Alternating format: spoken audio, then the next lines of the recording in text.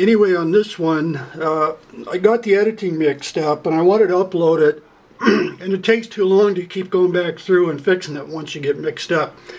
The agave pits are intermixed, but it doesn't matter because I'm going back and forth to the two agave pits. The main point of this video is to see what's there as compared to Google Earth, and also as it pertains to the distances involved with Kenny's final hike. At the one point I go, look up there, that's the beginning of the 40-mile area. Okay, the furthest that the camera can see is you're seeing your view chopped off right in this area here. Okay, now if you take the 40-mile theory that he just kept going forever to the north, look at the distances that you're talking about. You know, to go off through there, no, he couldn't do it. He couldn't do it. Also, when I turn around, I look up at the Sheep Mountains and I go, he couldn't get up there, no way. Look at the distances, that's all the way over here, going uphill. You know, so I rule out that he just kept going to the north. He couldn't have done it. He couldn't have done it. Another thing, by the way, the theory that he went to Sheep Peak. Now, it's possible he made it up there. He could make it up there quite easily. Not easily, but you get the point. He could have made it there, but if he did, he wasn't coming down. He wouldn't make it. He wouldn't make it back. Okay, the other thing is, see, going along this ridge, which a person would do, and I said at one point, it's possible he came all the way down here. See, there's the cell phone mine. He could have come down here and maybe he thought, well, I'll go down here, I'll work my way along and try to come out at the car. You know, working down through this and come out at the car, which would be there. Totally out of the question. I ruled it out. Coming back down, I looked up at the mountains and these ravines, and this, even working along the top, no way. Absolutely no way. So I feel even more strongly now that he'll be in this. He could go up there exploring ravines. He could have come over to this mountain. He spent the night and worked his way down to the cell phone mine, especially when he found his phone was gone. By the way, I watch my stuff very close, but I came back missing my sunglasses, which apparently I set something down and walked off without my safety glasses. Also my hat. My hat I wore up is gone. So you think he couldn't have dropped that cell phone? I'm telling you right now that he could easily. You take off stuff, put it back on dozens of times during a hike. But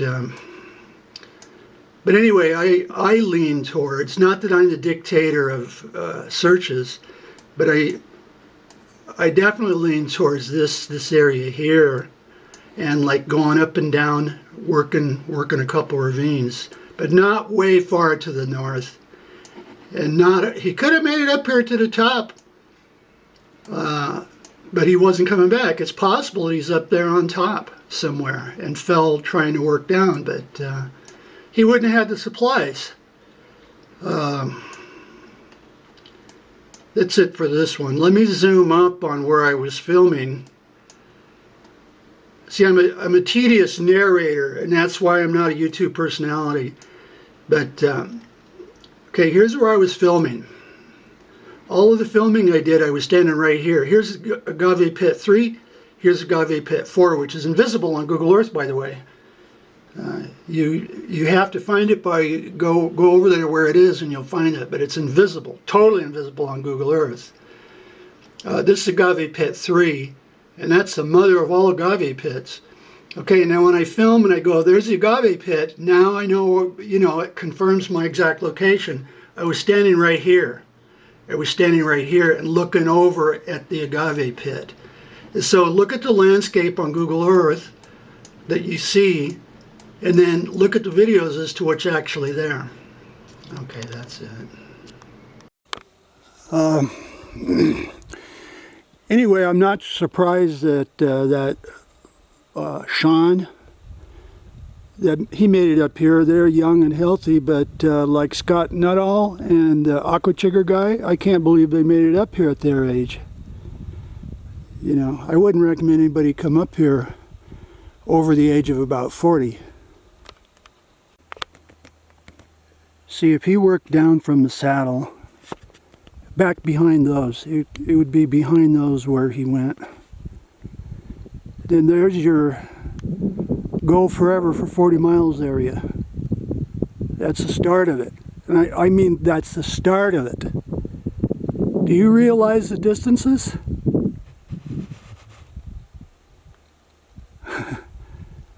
There's no way. You know, and now I have my doubts. Yes, I do believe that he went that way, but he didn't keep going north. He would have been at the furthest extent of his travels. He could have went up ravines over towards the Sheep Mountains, but he sure as hell didn't make it up to Sheep Peak. There's no way that these distances are, see, I can't see. The distances are vast. To even go to that saddle there, that'd be a big investment. You know, not go miles past it. I'm going to go down to that other agave pit, and then I have to focus on getting back because see what I'm doing? I'm exploring around at the furthest extent of my travels, and that's how people end up dead in the desert. You know, but I am going to go down there and then go over to the other agave pit, and then I have to get back. I have to get back. This is how people die. I've had a couple close calls. See what I'm doing right now I call hiker's trance. I also experienced the same thing with scuba diving. Lots of people mentioned it. It's scuba diving, you're hiking, you're out in the beauty of nature, and you just don't want to go back. And you're staring, and you go over here, you go over there, and it's just so great. And time runs out. It turns out you get caught in the dark, you run out of water. So, but that's what I call hiker's trance. That's what I'm doing now. I'm lollygagging for 45 minutes in one place. Here's that other agave pit. I'll walk up on it. And like I said, instead of just standing there and taking close-ups, but there's the first one for reference. It's kind of hard to do this carrying my snake tongs.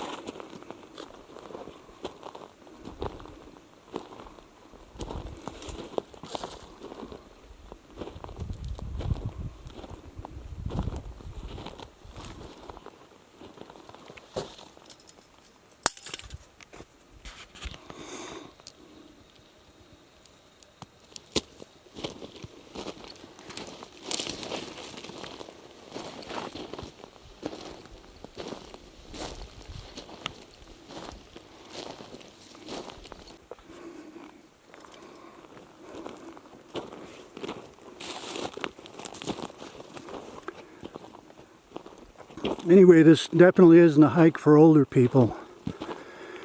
That aquachigger, he's getting up there, and he made it down here.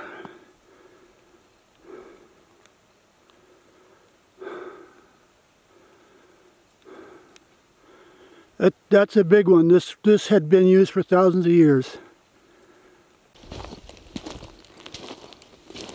Usual story. I'm just documenting what's here because archaeologically I'm in a kind of a hard to get to spot, so.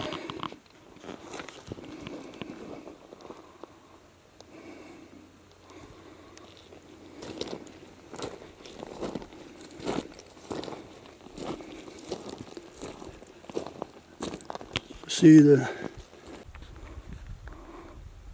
there's the agave pit.